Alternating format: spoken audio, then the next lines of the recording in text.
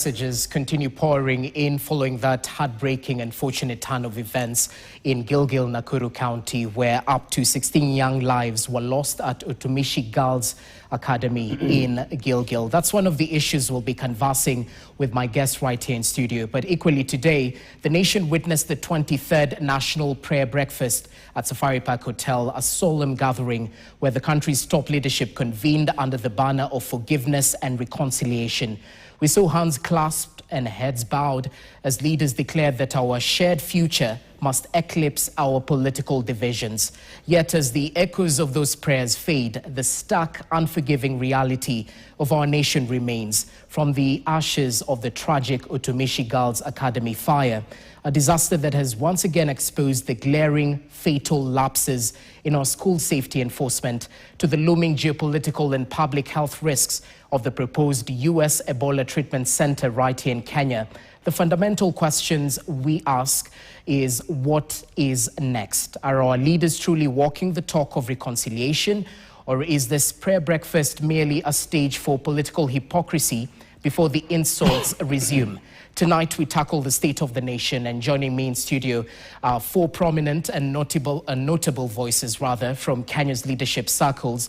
Allow me to introduce them, starting with the gentleman on my immediate right. We're joined by the Deputy Governor of Kajiado County, none other than Martin Moshisho. It's a pleasure to have you with us. Karibu sana to our studios. Thank you for having me. Thanks for your time. Equally joined by the Member of Parliament for Kiminini constituency, Maurice Bissau. Karibu sana to our studios. Thanks for your time. Thank you. Equally joined by Samuel Pogisio, who is the former minister. Karibu sana to our studios.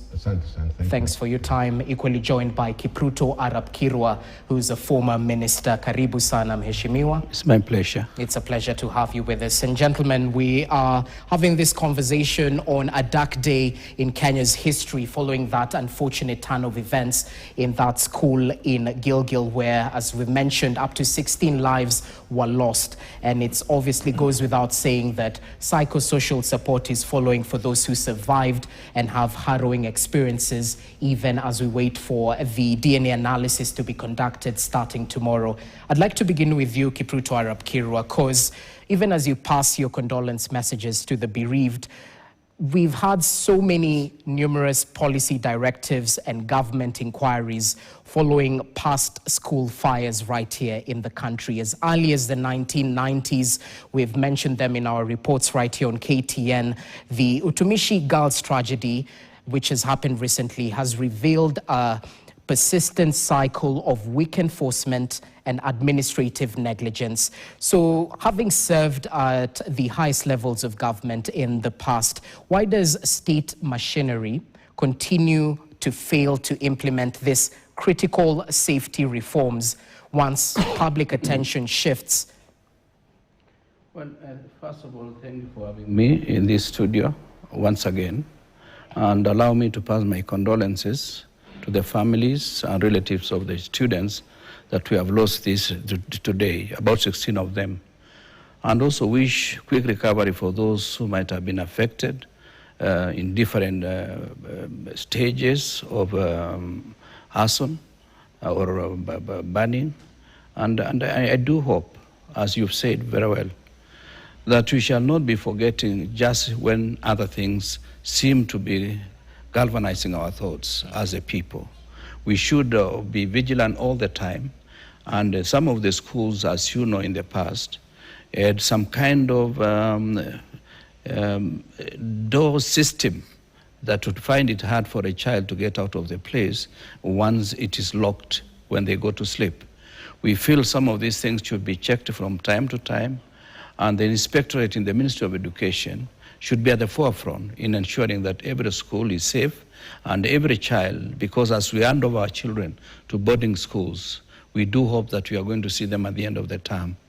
It is also very traumatizing for many parents, and I do hope that all the parents that were affected in that fire tragedy this morning will get some kind of psychological therapy for purposes of ensuring that they're able to come to reality with the situation that has taken place.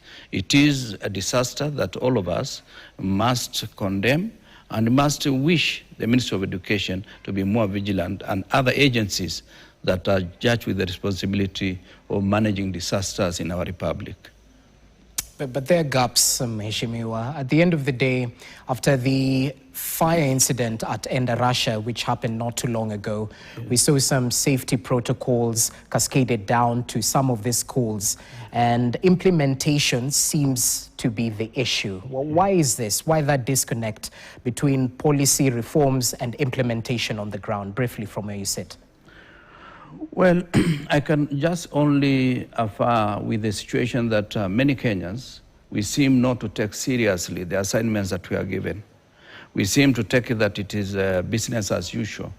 But in some countries, some of the people involved in any department responsible for whatever they are supposed to be doing would have resigned this afternoon. You remember when there was derailment of a train in Japan one time, the minister in charge of transport resigned. And another individual within the same system committed suicide because they could not face the reality of the day. But we have a problem. Our social fabric needs to be re-engineered for purposes of ensuring that if you are given a responsibility to run an office, whether it's a small office or a big office, you run with utmost diligence and commitment that is required for somebody running in those particular positions. Okay, the buck must stop somewhere, and we hope for accountability for the affected families. Pugisha, as we come to you, we've seen the familiar cycle of senior officials visiting the tragedy sites. They make somber declarations, public statements, launch investigations. We've seen reports actually come forth. But once the dust settles, there's very little to do in terms of implementation. It fades away. And this is a thing that is deeply frustrating to Kenyans, even those who are not affected directly in one way or the other. From your vast experience in government, talk to us about where exactly that bureaucratic disconnect actually emanates from that allows boarding schools to continuously bypass this life-saving fire safety standards that should be the norm across board. Oh, thank you very much. Let me first of all take this opportunity to personally send my condolences to the families, friends, the school, Utumishi Academy, and you know, all the parents who are not even very sure who has been lost, and the cloud of death around there. I per se that wish that God may have His grace on them, give those parents the strength to bear this burden, this pain. I like to also begin to say that it took a while for government to respond to this tragedy, and it's a lesson. We've learned many, many lessons. And I think, like my colleague Arab Kiro is saying, somebody needs to take responsibility. And I mean, we are not in the business of asking people to resign, but somebody must take the responsibility. And the responsibility is, we seem to learn very little from our own experiences. We've had these tragedies before. This is not an academy which is seated in a banditry area where you have to kind of make sure that nobody can get out or get in. The security in this particular place is very good. And knowing that, it's also a very, you know, when you're taking care of girls and they have trusted the school and the teachers, you know, to take good care of them, and you give them instructions, they will definitely would have followed. Anyway, it's an incident, but it's a very bad incident that has happened in the country. And we hope that from today and tomorrow, we want to see more action taken in terms of how to restore the trust of these young people in our schools and in our safety protocols that we have set. So I really hope that we can stop doing other things, all these things that we do normally, you know, the politicking and so on, and just focus on how do we help these children and restore a standard. There should be a standard in every school. And somebody's paid to actually enforce that, and they're not doing it. They're paid. The people who are paid to do all that, and they're not doing it. So it's about time we search our souls as adults. And like today we were looking at repentance. This is a very good time to look at repentance and forgiveness. But this one is a very serious matter that requires somebody to take action. Some heads should roll. Definitely. At some point. What do you make of this proactive, or the lack of proactive approach? We're usually very reactive. Once it occurs, we see government on the ground, reforms that should have taken place are trying to be pushed through. Well, what do you make of this approach? Why are we so reactive? That's us. You can't reproduce it. It's us in every situation. Okay. But we forget quickly. We forget so quickly. I'm telling you, this is always a stark reminder that we need to be serious. All right. We need to be serious. No. Things happen now. There's so much money in the budgets, government budgets, which are wasted. And you feel like they should have now a time to standardize the schools' safety protocols. Standardize them. Make sure they're done the same way all over. And except, in my view, in areas which are bandit-prone, that's areas where security is lacking, then you may put a little more security there. But for most of the schools, really, interland, I don't understand. I mean, how would you make it impossible for people to escape a fire? So it has happened.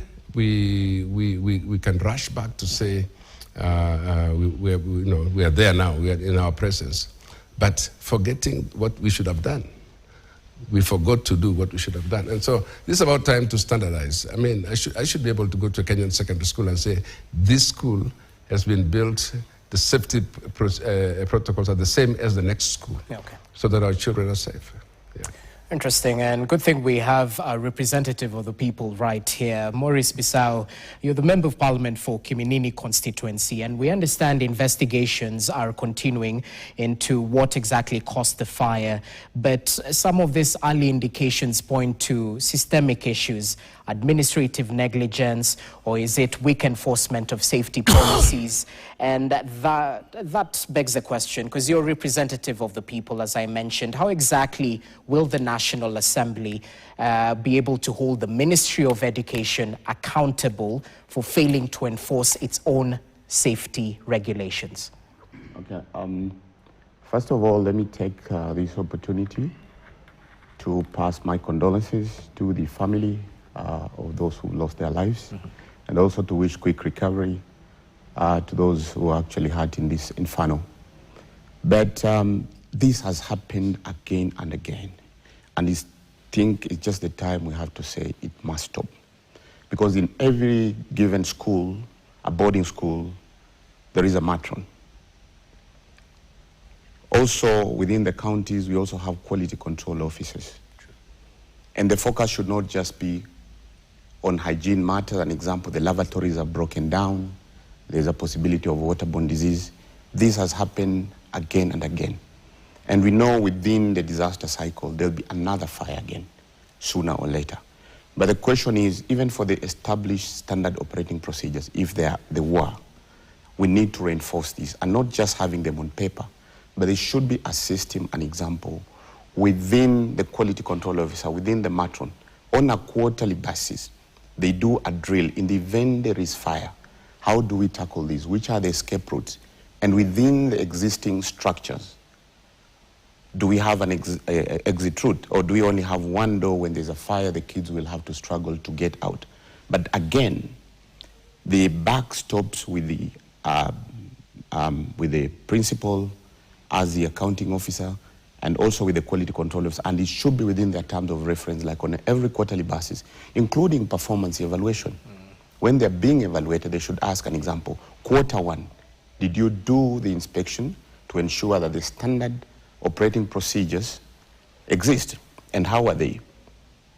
Suppose those quality control officers were doing the job and they closed the school maybe because there were issues to do with that. Two, basic investments. That being a boarding school, an example, fires, or rather smoke detectors, probably would have helped. CCTV to monitor what is actually happening. So from a legislative perspective, we can legislate, but to ensure that even these basic things are there.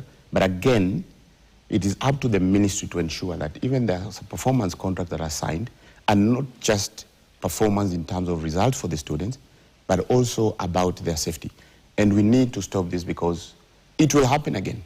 And you will see the similar reaction all over. But what is important is losing a life of a Kenyan, especially at that age. It is not acceptable, and we must stop it. So can Parliament play a role in holding the relevant officers accountable? We can legislate, yes, but the Minister of Education, with his officers at the ground level, and the principal, with also the staff, including the matron, and the quality control officer within the counties and the sub-counties, they must take responsibility. And that should be in their performance contract or the evaluation. When they are doing their evaluation, it should be part of the evaluation that is carried out on a quarterly and an annual basis. An example, promotion should be based on that.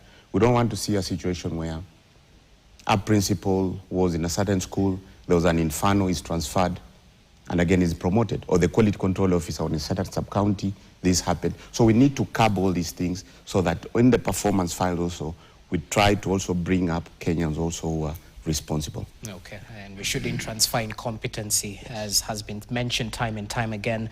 Moshisho, as you come in, you're the Deputy Governor of Kajiado County. So even as you pass your condolence messages and reflect on what has been said so far, what specific tangible actions are county governments like yourself taking to ensure that schools within your jurisdictions conduct routine fire drills, maintain functioning emergency infrastructure as should be? On behalf of myself and the distinguished residents of Kajiado whom I represent, I want to send my heartfelt condolences to the families, relatives of all that are affected by this inferno. Poleni sana.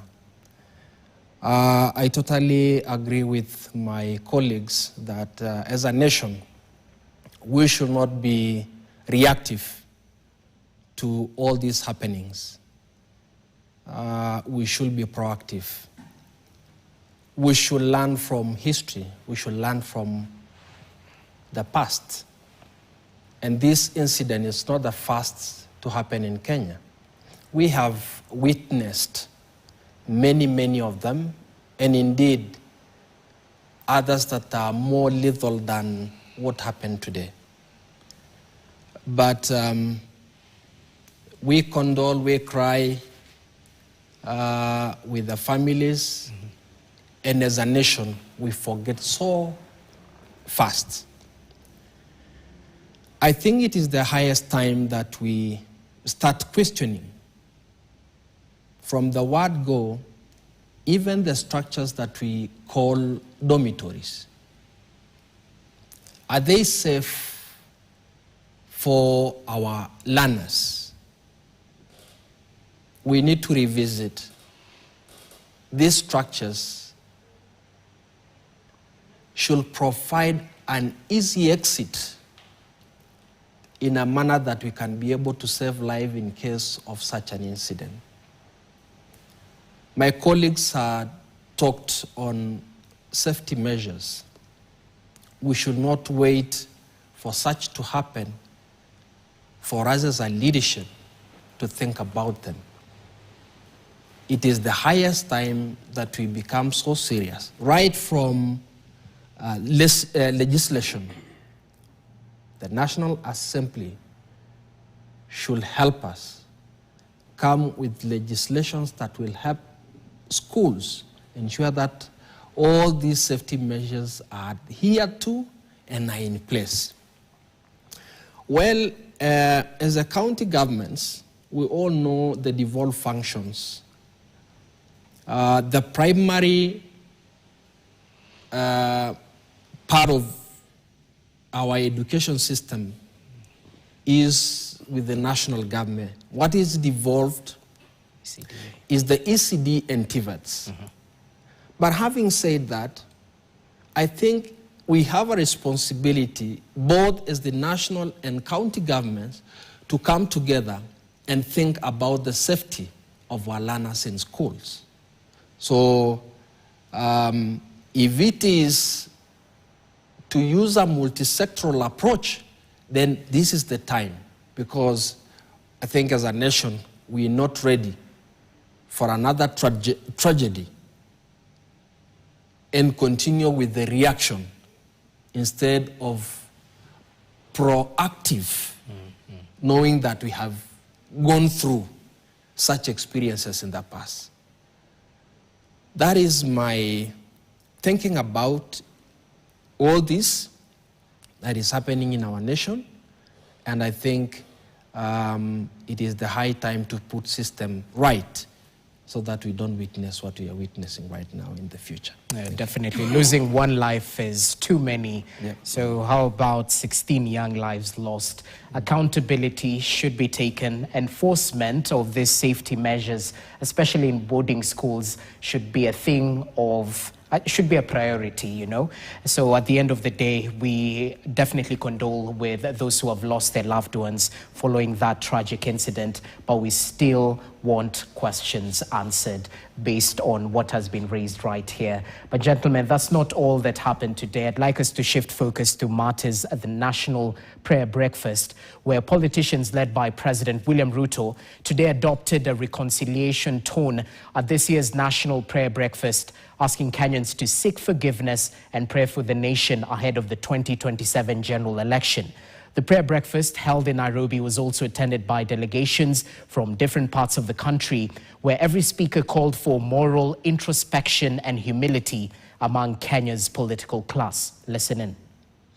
May our sacrifice and our worship come to you as a sweet-smelling offering, O God. It was the 23rd National Prayer Breakfast, with this year's theme being forgiveness and reconciliation.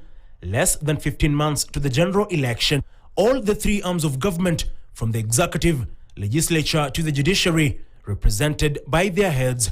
The keynote speaker of the function being Ugandan President Yoweri Museveni's special advisor Chris Rwakasisi from Uganda. Speakers, who are mainly politicians, dropped their usual political tone and sought for forgiveness from their opponents. And just to assure everybody that we will move together, and we will build the bridges of friendship and brotherhood and succeed together. Forgiveness, therefore, is not a weakness. It is a strength and a discipline. Reconciliation is not surrender. It is courage in pursuit of peace. To forgive is an obligation as a Christian. Is an obligation. Hatred is natural. Nobody will teach you to hate. It is natural. It just comes naturally. But forgiving is by grace of God. The leaders asking their colleagues in the political class to move away from partisan warfare and exercise authority with humility. Like the 24 elders and the 4 creatures, to worship God, forget about our titles, reflect on our country, our families, and our future as humanity. Bring the nation together to pray to God, to seek forgiveness, to seek reconciliation, and to give thanks for thus far God Almighty has brought us. There is no country without conflicts. It's not. Only that as Christians, we have got to minimize those conflicts by going through forgiveness. The National Prayer Breakfast coming at a time when political temperatures in the country are high, with a section of politicians being accused of spreading hate among ethnic communities and inciting the public to violence. After forgiving, you feel very light. You feel light because you know you are walking in love of God. The Utumishi girls' deadly inferno also featured during the prayers and speeches. We have lost our daughters, and there are those that have been injured. And Lord, the general situation, Lord, is not good. Father, in the name of Jesus, I want to pray, oh God, that you come through for us as a nation, oh God, even concerning this situation. The National Prayer Breakfast was initiated in the country back in 2003 during the first year of the late former President Mwai Kibaki's administration, having been adopted from the United States. Ian Keitani for KTN Prime. Thanks, Ian Keitani, for that report on the National Prayer Breakfast that was held today right here in Nairobi. Kipruto Arap Kirwa, we've heard that this started a while back during Kibaki's administration. So even as you reflect on how it was versus how it is, this breakfast focused heavily on reconciliation, forgiveness, national cohesion. However, history has shown that politicians often preach unity at such events, and at the end of the day, they immediately resume the divisive politics and hurl insults during the weekend Meet the People tours. So in your view, has this annual gathering lost its moral authority and simply become an exercise in political hypocrisy? Well, I still appreciate the prayer breakfast from the inception up to now, because all the time we sin and we commit crimes against our brothers and sisters. This therefore means we need to take more seriously whatever we say, whether it is in public rallies or when we are praying. And also to remind Kenyans that when you forgive somebody, the burden is removed from you. It is you who suffers more when you have a grudge against somebody who may not even know that you have something against him, only to realize that all the time you've hated him for one reason or the other. And at times we hate people because we do not understand them. We don't take time to understand them. You remember even in the beginning of times when Jesus was crucified, he was misunderstood by those who were crucifying him. If they had known Jesus the way we know him today, I'm sure that crucifixion would not have taken place. The second issue is that let us also learn to build trust among ourselves. Where I may differ with you, I may not agree with the policies that you pronounce, but I must also try to understand your perspective. Some of the people that you see spewing a lot of poison in public rallies are people who need to be assisted. Some of them, if they were taken in front of a psychiatrist, they will not come back to society because they are sick in themselves. So at times we don't answer them because we know they are sick. And when somebody is sick, the best you can do is to forgive him. The second issue that I feel is very important to this country is that we have polarized our society so much that I fear for the next general election. I remember in the run-up to 2007 elections, we are poisoning society through FM stations, especially the vernacular ones, talking ill of other communities, profiling some communities for one reason or the other, just because of mere political competition. Let us remind ourselves that the Constitution of Kenya does provide that any Kenyan has a right to live, to invest, and to move to any part of this country. I was born in Nandi, but I don't have even a parcel of land in Nandi. It is in Trans Nzoia and other counties where I was not born. So for somebody to start talking about land insofar as certain communities are concerned is myopic, to say the least. And that person is talking in front of head of state. How can we count that as a situation that can be forgiven just because of one prayer breakfast? We must pray, but in those prayers we must be genuine. Because hypocrites, they like going to church and pretending to be the masters of choirs, the people who are going to pontificate themselves and appear as if they are the best in this world. My take is, let's pray and realize that the next general election is coming and one person will win for every single position, from that of the president to that of MCA in the locality. And this issue that people believe that some people have capacity to steal votes, I want to assure you, if you don't win through the right vote, we have taken a system that anybody who is not going to be voted in will not get an extra vote, not even a single vote. This is something I want to assure those who have been saying if the votes are not enough, we are going to steal. Those are issues that cause a lot of animosity and polarization of our society. and a lot of hostility that has been created among individuals. Let us compete fairly. If you lose an election, so be it. If you have not lost an election, you can as well win. I won 4 consecutive elections, but later on I lost 3. So losing an election is also honorable, depending on the way you take it. And winning is not a guarantee that you'll win again. Interesting. Pugisio, as you come in, because at the end of the day, we saw leaders bowing their heads, you know, in prayer, seeking forgiveness, but we've seen that reconciliation at times is more rhetoric than actually applied in the current political landscape. So talk to us about what you make of this prayer breakfast. Can Kenyans genuinely trust the sincerity of today's prayers when some of those political actors who are gathered there are light on action, heavy on rhetoric, and what their actions actually contradict what they were praying for right there? Yeah. Light on action and thin. I mean, heavy on rhetoric. Heavy on rhetoric, actually. That's very true of us, the politicians in this country. That's our definition, if you want to know.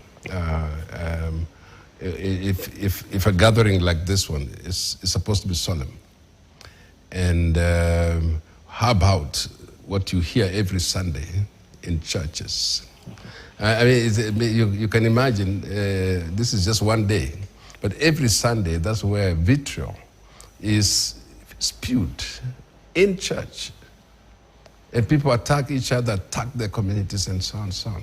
So the political leadership in this country would want, they should go through another baptism, and not just the one of one day today. They should go through another, and we need a lot of water for that, so that we can actually get them clean and so on. Because I mean, look, in the last few days in this country, we've got people who speak about other communities as if they don't need those communities in their political parties.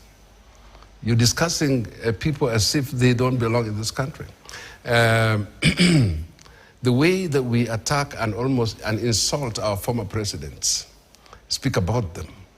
You know, people who have served this country and have brought this country to a level. And we talk as you find a young person who is just beginning his political life, is the one spewing things about things he doesn't know. The history of this country. Anybody who has made a contribution should be celebrated. I mean, I happened to have been in Makerere University when Rakasisi was the most powerful person in Uganda. And during that time, you know, he said it himself, that he had the same power as the president of the country. You know, if you heard him clearly, he said his motorcade was as big as the president's. And I was there as a student at Makerere University. But what happened later is fortunes change. And I want politicians to note that. So today you're in government, you think everything is going to be like that. I've heard them, political leaders, party leaders, you know, majority leaders speak as though they don't understand that what they say can destroy a whole community. So that hatred, our baptism, the only way I support the National Prayer Breakfast, by the way, is because it brings together people other than politicians. Okay. And people from the public service, people from the military, people from the judiciary, and that day becomes really solemn. And the only people who can ruin the day is actually us, the politicians. But the rest of the people come there to genuinely pray. They genuinely pray. But the idea of the National Prayer Breakfast, lest somebody should misunderstand it, it's not a religious event. It's a national event. It's an event where we humble ourselves before God as a country. It's not this religion or the other religion. I even saw somebody challenging the validity of it in court. They say, you know, you don't understand it. So it's a moment where you didn't see any bishops preaching there. You didn't see any religious leaders speaking there. It's us, the Kenyans. It's the other people in Kenya, the leaders, the laity, whatever you call them, who now have a chance to come together and pray. And you saw how powerful they prayed. The only problem is that so weekend is coming. And you'll see that we betrayed those prayers. And let me ask the general public to understand the importance of the National Prayer Breakfast and its place so that it's not condemned. Not everybody can come to that room, to that tent. That's why only a few leaders can come there. But we would have loved to have everybody in there and so on. But pray for the country, pray for those politicians, pray for us anyway. So that we slowly begin to leave out this rhetoric that creates hatred against other people. You know, let us be very careful as politicians. We can't talk about forgiveness. We can't talk about forgiveness, and at the same time, we are the ones inspiring people to hate. So I want to agree that the National Prayer Breakfast comes to heal the nation. But as soon as we heal that nation, can we sustain it? Can we sustain that by being humble and allowing God to heal our land as He has promised? Okay, we definitely need leaders not just to talk the talk, but walk the talk at the end of the day. Besides, you come in, I don't know, were you present during the National Prayer Breakfast today? No, I watched it live. Oh, you watched it live. So perhaps you can tell us about the theme, because there was an overarching call for forgiveness and reconciliation. Yet Kenya's current political landscape, the reality is political survival at times, it often thrives in creating adversaries. You know, I have an enemy and I thrive when I sort of criticize my enemy to my benefit. That's sort of the landscape we see playing out time and time again. Talk to us about that. But equally, what do you tell those who think that this is simply a well-choreographed exercise where leaders from across various sectors gather, they speak, but at the end of the day, they don't walk the talk? How do we bring them into the fold? Okay. First of all, as human beings, to remove that burden of hatred, we must forgive, we must reconcile. In fact, in simple terms, when you hate, you're carrying a baggage that you're not supposed to carry. But what is very critical, we're the only blessed country within the region that none of our leaders has been even to a refugee camp. I happen to have worked for the United Nations for 22 years in the worst countries on the globe: Afghanistan, Syria, Lebanon. When we were managing the Ethiopian situation, Eritreans, I met Honorable Kirwa. Currently, I also am the chairperson of the Forum for Parliamentarians, Great Lakes region, on peace and security, the situation in Eastern Congo. I have seen in my life with the United Nations a former minister or a former opposition leader with a plate on a queue for food. Let's learn how to reconcile. Let's remove that burden of hatred, because believe me, it is not good for the country. It is not good for our people. And from a basic perspective, a country is like a family. You've seen even where brothers have issues and they gather together even for prayer, for a talk. Just like the Bible tells us, let's come and reason together. The meeting today was to come and reason together. And you find that probably if it was not for that prayer meeting, breakfast prayer meeting today, probably even the tones in this particular discussion would have been very high. So it's a very good initiative, which we must, and as a nation, let's learn to appreciate each other. Let's be issue-based. And surprisingly, it's not just the young politicians who are spewing venom. Even the older politicians, you expect as we grow older, we're supposed to be more wiser and be the ones leading the younger ones. But the situation is the same. The younger ones are spewing venom. The older ones are even getting worse. But let's be a country as leaders. Except for them. Let's be issue-based. Yeah. An example, a situation where a leader has done well, appreciate. Talk about issues that really, are constructive.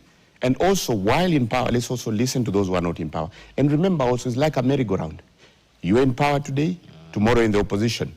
An example, I'm sure both my neighbor, Honorable Kirwa, and Honorable Bokisio here, they were in government. they serve those good times, and they've also had an opportunity to be in the opposition.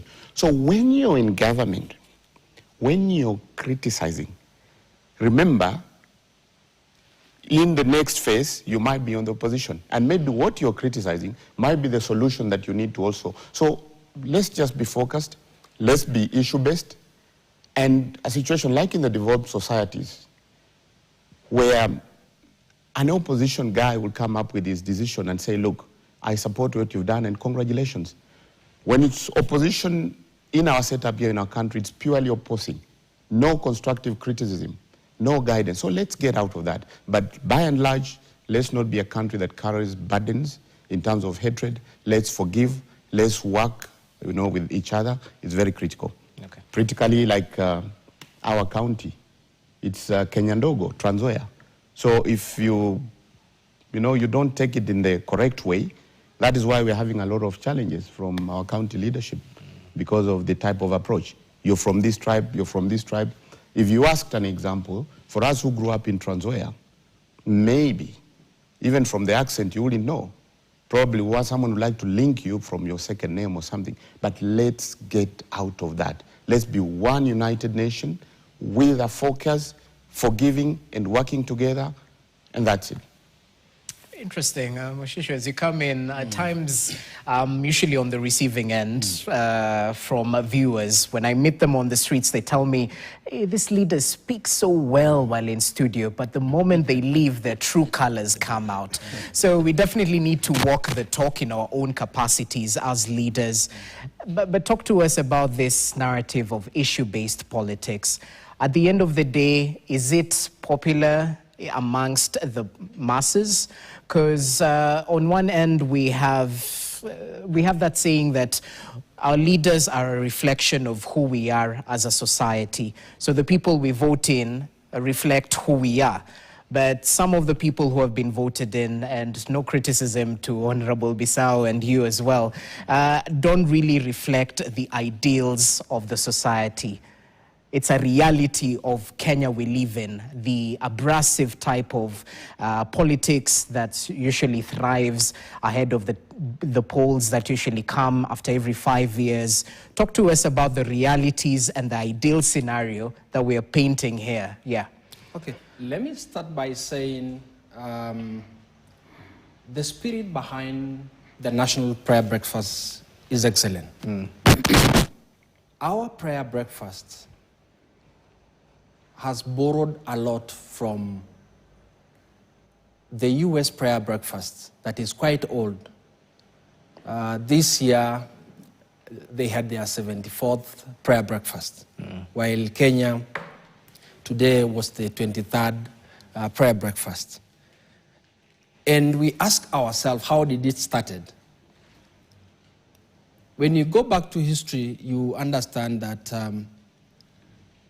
a man from Norway who migrated to the US started organizing business people in the 1930s in Seattle, and later came to Washington and convinced parliamentarians, that's Congress, and later the president, the 34th president of the US, accepted to attend the National Prayer Breakfast. And Kenya has also borrowed that model. Okay. It is good to say the prayer breakfast is a single event, but there are other events that happens even before the prayer breakfast happens. Just like in America, where business people and later politicians came together, the private sector came together, the civil society came together for prayer and build relations. And they had an opportunity to talk about values of integrity, values of godliness, values of good governance, and even how they can help one another in terms of families. Here in Kenya, politicians also meet in groups, and they meet with the private sector, and we meet with business people, all manner of people, to build relations. And the prayer breakfast is just an event for a single day, but there are things that happens behind the curtains. This is to say that this concept should improve the manner that we behave as politicians and other Kenyans. And most of the time we say forgive and reconciliation. This is to mean, do we have to fight first and then come and forgive each other and reconcile? I think the prayer breakfast concept is training us to be able to accommodate one another even before we go for a contest. You know, we go for elections. It is the spirit of the prayer breakfast that you don't speak words that can hurt the nation. There is no need of hurting a nation and then coming to repent and reconcile.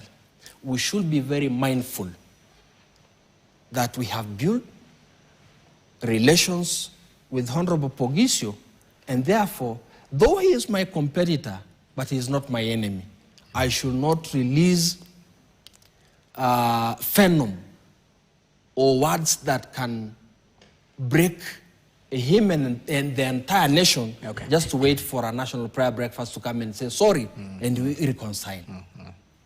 So the concept of the prayer breakfast, even before we go for an election, we should be mindful, accommodative of each other so that we can have even a nation even after competing. Okay, prevention is better than cure, as they said. But Bissau, before we cross over to the other topical area, the president today vigorously defended his administration's efforts to curb the economic pain across Kenyan households due to the rise in fuel prices. We had him talk about fuel subsidies to avert that transport crisis. The diesel would be 273 shillings without state support. As a parliamentarian, we understand you resumed from recess just this week, Tuesday. What efforts has Parliament made to ensure that, yes, we've done so much, but so much more can be done? We've had proposals of reducing VAT, zero rating it. We've had proposals of reducing fuel levies and the taxes in order to perhaps bring the prices a little bit lower, even after the president gave an assurance that next month there'd be a reduction of 10 shillings on the price of diesel. What has Parliament done in order to ensure that the economic suffering is a little bit lighter across Kenyan households ever since you resumed? Briefly. From the proposal you've had, first of all, to put it clear, the issue of fuel pricing is a global issue. It's not just affecting Kenya alone. Yesterday I had a discussion with the Danish national, and as you know, Denmark is an oil-producing country. But the cost of fuel there is about 380 Kenya shilling in conversion. So this is a global issue that requires joint solution, also in the spirit of reconciliation and discussing as a country and as leaders trying to get a solution. So the issue of subsidy as it's being proposed, when it comes to Parliament, we will look at it critically and we want it to be expedited. Because as a parliamentarian and as a representative of the good people of Kiminini, just like any other leader and His Excellency here on Kajiado, we would like to have a quick solution that, you know, sort of does not subdue Kenyans. So we were waiting for those proposals for His Excellency to expedite them, bring them in the House, and we look at it. But by and large, and that is, again, what we're talking about, when you're in the driver's seat, like His Excellency, the way he is right now, you expect to carry so many issues. So also, those in the opposition, an example, let's not just oppose for the sake of opposing. We know, yes, Kenyans are suffering, but as leaders, let's sit together and get the solutions. So yes, as Parliament, We are ready to look at all those proposals that the President has talked about based on his economic advisors, and certainly will expedite them so that we quickly try to ensure that, Kenyans don't go through the same pains. Well, I hope that includes the payee relief that the President equally talked about today for those earning, I think it's less than 30,000 shillings. Yes. Yeah, that's equally in the plans, yeah? Yes. Okay, interesting. Well, gentlemen, let's shift focus to yet another issue that has made headlines, and it equally was on the front page of today's Standard newspaper, all to do with the Ebola quarantine facility that is supposed to be set right here in the country in collaboration with the United States. Now, Katiba Institute has filed an urgent petition at the Milimani High Court seeking to block the government from establishing or permitting any Ebola quarantine, isolation or treatment facility linked to the United States of America or any foreign government on Kenyan soil.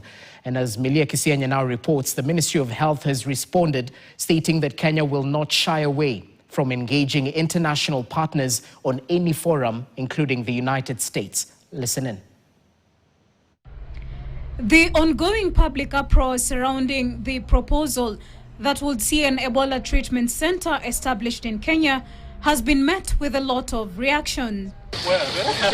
The latest reaction is from Katiba Institute that has since filed an urgent petition at the Milimani High Court seeking to block the government from establishing or permitting any Ebola quarantine, isolation or treatment facility linked to the United States of America or any foreign government on Kenyan soil. Sentiments echoed by the Law Society of Kenya President Charles Kanjama, who now wants a public participation exercise to be held over the proposal.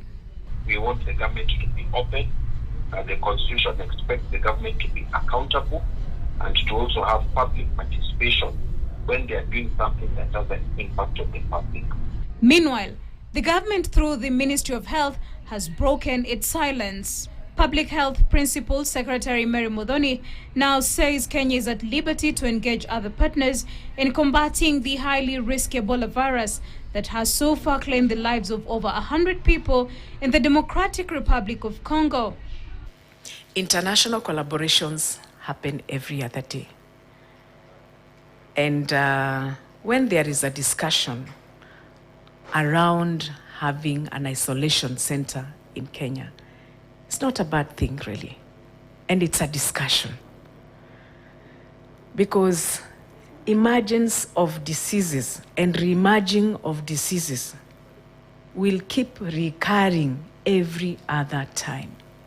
But it is only the president's directive to tell the American people categorically, if you get your victims, you either put in a quarantine center inside DRC or you export them direct to America. Because going from DRC to America is just crossing the Atlantic Ocean.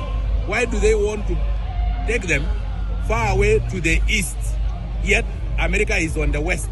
On the other end, Kenyans have unleashed an attack on Principal Secretary for the State Department for Medical Services, Omo Luga, following a statement on the Kenya-US partnerships that continues to create a stir. Milia Kisianya, KTN. Well, reactions continue coming in, and KMPDU just briefly have given a statement on that proposed Ebola US quarantine facility in Kenya. In 3 pointers, they demand for transparency. Why has Kenya been selected as a designated dumping ground for exposed US citizens while nations directly bordering the epicenter are bypassed? Equally, the government is importing diseases while neglecting local healthcare. And they've equally highlighted the demand for local employment and staffing, giving the government 48 hours to make the details public, adding that should Kenya go ahead and sign away Kenya's health security to appease foreign masters without addressing its own structural healthcare shortages and staffing crisis, KMPDU will mobilize nationwide industrial action. Interesting developments right there. Kipruto, with benefit of hindsight, talk to us about this move, because some say it's reckless for the government to entertain such a proposal that can carry profound exposure risks. Others say collaboration in the 21st century is something we can't wish away. Which side of the fence do you sit? Well, I'm here. Okay. And therefore, I don't like sitting next to the fence or on top of it because it's dangerous. You are likely to be misconstrued to be on the other side. But the word sovereignty was designed in 1648 when the formation of nations, as we know, in Westphalia, in Germany, took place. And subsequent decisions that have been taken in line with that. The countries that acceded to that formation of nations society, and therefore sovereignty is primary responsibility of any person in power. That's why when somebody is elected as the president, he becomes a sovereign. Sovereign in the sense that is representative of the collective people of Kenya. And that therefore means whatever decision he takes, that decision must be in tandem with the wishes and the aspirations of the people of Kenya. Issues of healthcare is primary because it is about life. Ebola, once you catch it, the chances of survival are minimal, and therefore you are likely to face the other side of the world. This therefore means those of us who understand what it means, we condemn it in all aspects of it. Because why does America believe that you cannot create a quarantine area within the nation of DRC, especially Eastern Congo like Kivu? You can create a certain section that is designated that anybody suspected of having Ebola is kept there until all the conditions are checked and they are confirmed that this person is free from Ebola. And also improve surveillance between us and Uganda and DRC, and also Rwanda, for purposes of ensuring that we restrain the disease, because we know the breakout of Ebola, whether at this stage or earlier, has been DRC because it comes from certain species of animals that allow it to catch up with us. Ebola, unlike Corona or COVID-19, is easy to control, and that control must be done in the area where it starts from. This therefore means whether you want to say it is about international cooperation, this is about our lives. Governments come later, but our lives are primary. You cannot bring people. How will you check, Jesse, that people have come from DRC, they fly to Jomo Kenyatta Airport, you check if he's an American, you take him to isolate, that isolation camp if he has Ebola. How about the other passengers on transit and those who are coming to Kenya? How shall we make sure that they do not get contaminated by touching? Because Ebola, I'm told, you can only by getting closer. It is not like the one which is carried by air. So this is something that I just wish for a moment the president is looking on TV, and I will tell him you'll be condemned by Kenyans alive today, like myself, and be condemned by generations to come. Because this is not anything that you can play. There is no amount of money or expertise that you can gain by trading off with the lives of Kenyans. And Pogisio, as you come in, we've heard reports that the country has heightened surveillance, especially at the entry points. But one report actually caught me unawares that drivers, those flying into the country, are being screened. But interestingly, those who are walking into the country through our border points are not being screened. So it definitely shows the gaps in the level of preparedness within the Kenyan borders. So talk to us about your take on this Ebola camp. Do we have the capacity to manage a catastrophic geopolitical and health fallout if the virus was to accidentally escape that quarantine facility? So let me just also support what my colleagues have spoken about. This is a very deadly disease, if you call it. The reason I would be questioning this move is why specifically Ebola Center? When Ebola is not there, what does that center do? They call it, if they should have even called it maybe a research for all the diseases that come, not just Ebola. Because if it's Ebola, it comes. When was the last time we had Ebola? It's not a common thing. So I do understand. Sometimes American money or donor money comes with a name, and because of that, we don't have a choice as to say, can we modify the name? By the way, if the name had changed slightly, just slightly, by removing Ebola, there would have been no problem here. And yet Ebola can also be treated here. But when you say Ebola Center, Ebola Treatment Research Center, you get members of the public scared. But secondly, there's no public awareness, public participation. We normally ignore that part, where if you create a situation of clarity, where people know what it is, and they give their approval, it's much better than you doing it and in all the things that the money is supposed to be spent here, and Kenya's contribution for this project. I mean, you can just imagine that if you ask a Kenyan, he'll say, no, please, this is not our priority for now.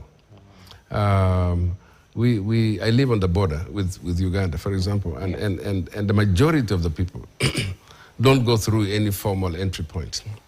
We just walk into Uganda. Ugandans just walk into Kenya. I mean, this is what happens all along our border with Uganda, those sides. There is only 1 or 2 places where you can go and register. But even there, if you're not in a car, you just walk through. Easily. Just walk through and back. So we are not really able to contain the situation. And so I would also say that Kenyans must be very, very careful even now about going in and out of a country where Ebola has already been mentioned. They should be extremely careful. And I think that center should just be designed around a different name. Change the name, and you'll have perhaps get approval. But the risks of exposure still. No, but when I say change the name, do more than just Ebola. Okay. I mean, we have a center that can deal with more than Ebola. Okay. Because we don't get Ebola like every day. And then the question, of course, is why in Kenya? It scares us. How safe are our people? Are they going to be exposed? Either those flying or those driving and things like that. So Kenyans should be educated on it. And I think that Kenyans, once they're educated, right now, just the priorities of Kenyans are so different. Kenyans really now are facing tough economic times. And they would really like to see our priorities sorted out. The fuel situation, for example, is what they want to. When Kenyans compare themselves with developed countries, I keep saying myself, I said, it's about the per capita income in those countries.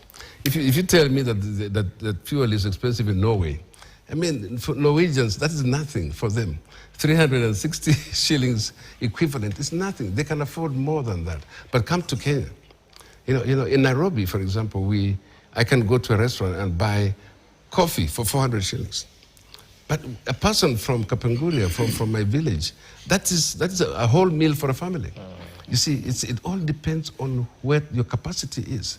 We don't have that capacity, so don't compare us with those countries. We are not the same. And so on this Ebola, let's deal with the situation as we deal with all emergency situations. Okay. But please, let's not have a center that's just Ebola. Let's have a center that covers all these diseases that we go through. Let's be a center that deals with and preserve Kenyans, protect Kenyans, make sure that Kenyans are not exposed. As simple as that. Kenyans' health is a priority concern. Besides, you come in, this decision to potentially allow a foreign power to set up an Ebola treatment facility in our sovereign territory to perhaps cater for its citizens is highly controversial, and we've seen some of the comments that are coming from various groups, including LSK, KM, PDU. Do you feel the executive bypassing Parliament and failing to adequately consult lawmakers is a matter of grave national concern. But equally, add your voice to matters to do with public participation, because it's usually centered around such decisions that have weighty consequences. And yet, as a sovereign nation, the Kenyans were they were in the backseat when this decision was being made. How about parliamentarians? Okay, first of all, Kenya is very attractive as a country, having been in the international humanitarian space. I think in terms of headcount, the Ethiopians, the highest number of personnel from this region are Ethiopians, then followed by Kenyans in terms of medical. Yep. So, and again, also our logistical, centrality. But still, when we talk about, leave alone the issue of public participation, this is a security matter. And again, if I look back an example, when there was a crisis of the Syrian, over 3 million refugees, I remember in Jordan, a place called Zaatari camp, John Kerry was the Secretary of State. And they put up a big medical facility to look into these numbers. In Afghanistan, Bagram military camp. So why is it so difficult now? We know it from a humanitarian perspective. The people who could pitch a mobile hospital, rolling in their big Boeings, and putting up a hospital is like within 24 hours. 13 hours from New York, and again the regional bases, which they have got all these facilities there. Why Kenya? Why not, still in the Democratic Republic of Congo, there is the Goma part which is still very safe. They could pitch up these particular mobile hospitals and ring fence it so that they manage it from there. The MONUSCO, which is a former UN in Congo, they've really downscaled it. There's still a lot of space there. So I think the decision of wanting to pitch up that camp, and I think I disagree with the Honorable Bokisho when he says, change the name. In fact, it will look so bad if the government tried to change the name, call it some health something, instead of Ebola, then we discover later. That would be, so the issue is having an Ebola camp here, I think is a no-go zone. Let the Americans use their capabilities in terms of pitching up mobile hospitals and within the Democratic Republic of Congo. Then they can address it that way. But the issue of actually public participation should not come in. That is a decision, but so far I've not heard that the government has said they're going to pitch it up. I think it's a proposal because Kenya is very attractive. And I don't think where His Excellency sits, he will take that decision to have the Ebola camp put in here. Now, on the issue of which you've raised, which is quite concerning, I'm also from the border county, Trans Nzoia. You'll find that people have got homes on both sides, crossing an example from Swam to Endebess, or even the Bungoma side, the Chwele Lohaha side. So I think that issue also needs to be addressed and addressed quickly before someone crosses the border. There has to be some protocols so that we are not got out of this. But by and large, that issue of an Ebola camp here should not be there. And we have to accept it because there are other cards under the table. It might turn up to be very, very expensive. Should Parliament's approval have been sought in case this proposal goes through? That is a security issue. At the presidential level, as Commander-in-Chief of the Armed Forces, as per the Constitution, is supposed to protect all Kenyans. In fact, the issue of public participation not come, that is a serious security issue, a medical issue that has to protect all Kenyans. It should not even come to Parliament. It should be, managed at that level because it's a really risky issue. Interesting. DG, as you come in, because health falls under the purview of county government. So in case this particular proposal goes through, county governments and local health systems might bear the brunt of any potential outbreak, which we hope won't happen. Well, what's the stance of the Council of Governors, the Deputy Governors in this controversial US proposal? I think I can only speak on behalf of myself because we have not really met as the Council of Governors to come with a common stand. Yeah. But coming from Kajiado, a border county, we border our neighbors Tanzania. And a few years ago when We suspected that there are cases of Ebola. Actually, Kajiado was one of the counties that was in a threat and in a risk of such cases. And you would find us, talking with our neighbors, Tanzania, on how we can be able to handle people as they come in to Kenya from Tanzania and vice versa. And personally, I don't have an issue with setting up an isolation center or an Ebola center in Kenya. What issue I have is this: why Americans alone? How about Kenyans? It is good to have an Ebola center and an isolation center. But why don't we prioritize the people of Kenya? And if America have resources to fund this isolation center and fund the completion of it, and if the Americans in Africa are at risk because they have funded, some space can be provided for them to also have space for that in that center. But if you talk about funding from America, funding a project in Kenya that is meant to take care of Americans alone, how about our people? It will pose a threat and a huge risk for the Kenyans, and we will end up asking, what is in for us? I still request that we unpack all this, because there might be a lot of hidden information that Kenyans should know, and that is why it is always important such to go through citizen participation. Let the people of Kenya have an opportunity to be more informed, and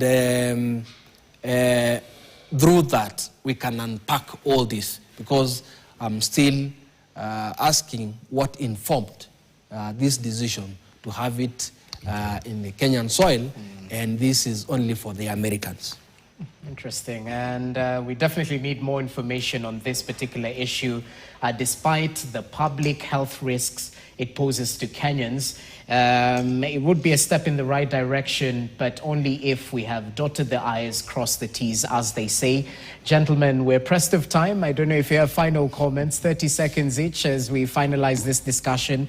It has been quite mature, resonating from the prayer breakfast that was held. So hoping for more discussions like this. Perhaps 30 seconds to get your closing remarks. Yeah, first of all, let me appreciate what the President indicated today, that there is going to be saving in terms of those who have low income, both in terms of rental capacity and their salaries.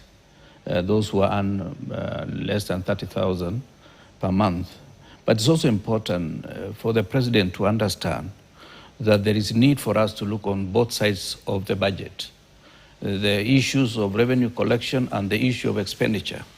Today, let me inform the public that when you talk of America, Kenya, Nigeria, Ghana, Uganda, and Tanzania, Kenya spends more money in State House than the White House. We spend 132 million. White House spends 96 million. Because in White House, even the President, the food he eats and the people he invites, he buys that food. Personally. But here, you bring 10,000 teachers, you give each one of the teachers 10,000 shillings and a plate costing 2,500 shillings. That to the taxpayer. So what the President needs to do is also to learn about austerity measures, reduce expenditure in areas that you can make a saving. Interesting. Forget your final remarks.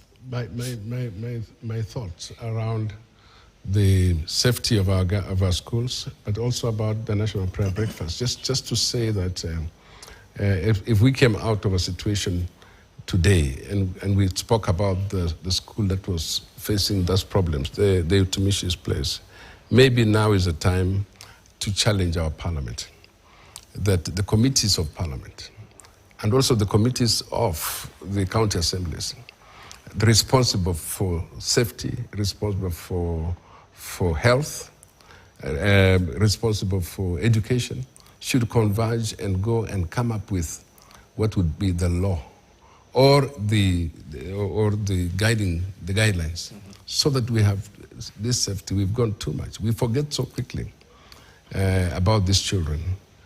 I saw the list from when we started having fires, so long, and the numbers so high. You know, if we thought about a citizen, one of them, as being very important in this country, we would worry about those 16 girls and those who are still in hospital so much this week. So I'd like to ask that we worry so much about our children. They're getting younger and younger as they go to secondary school. They're not able to manage some of these doors. They're getting younger and younger and younger. And so we should be very careful and allow them to trust us to do these things for us. Okay. Asante. Isao. Now, on the issue of the safety of our children, I think the kids they're just not kids belonging to the national government. In the spirit of devolution, the governors have got ministers and Ministry of Education within their setup as they do that. Let them incorporate the safety component, the SOPs we talked about, so that even within the county, they are able to sort of have a tracking system to ensure that those issues to mitigate when disasters happen are there.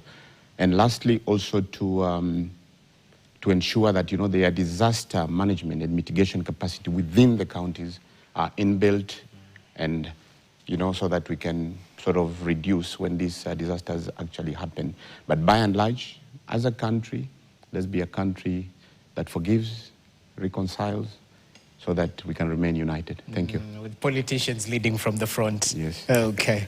Over to you, DG. Final remarks. As we warm up to the 2027 elections, it is my prayer that we all tolerate each other, avoid sentiments that will divide the nation further, and let's all remember even after the 2027 elections, we still have a country to build.